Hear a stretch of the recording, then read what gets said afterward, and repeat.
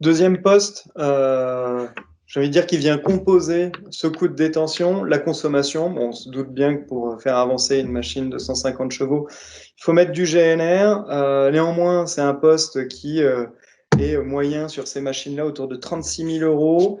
On a 2-3 marques qui se distinguent par rapport à leur faible consommation. Alors, est-ce qu'il y a un impact de la technologie moteur, de l'utilisation, de la valorisation de la puissance et de l'énergie fournie?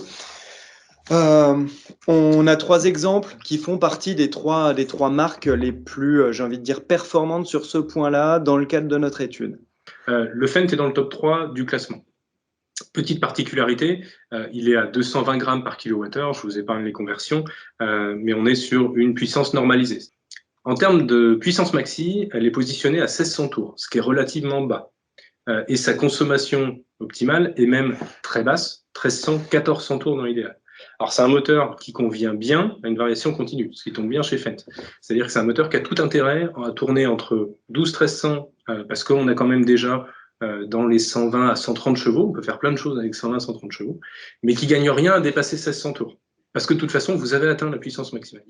Si on regarde le Massey, alors, moteur, je dirais presque opposé. Très bon aussi en termes de consommation, on est à 220 grammes par kilowattheure. On a retenu, je vous expliquerai comment on le retient. Donc au même niveau que le Fendt, ou à 1 gramme près, on va pas discuter du gramme. Par contre, lui, sa puissance, elle est quasi constante, on va dire, elle est très très stable, entre 1300 et 1900 tours. Ça consomme aussi. C'est-à-dire que dès 1300 tours, vous avez 130 chevaux et vous montrez jusqu'à 1900 tours de manière assez linéaire. Du coup, à 1900 tours, ça vous donne de la réserve de couple. Et entre 1300 et 1900 tours, en termes de conso, il est bon.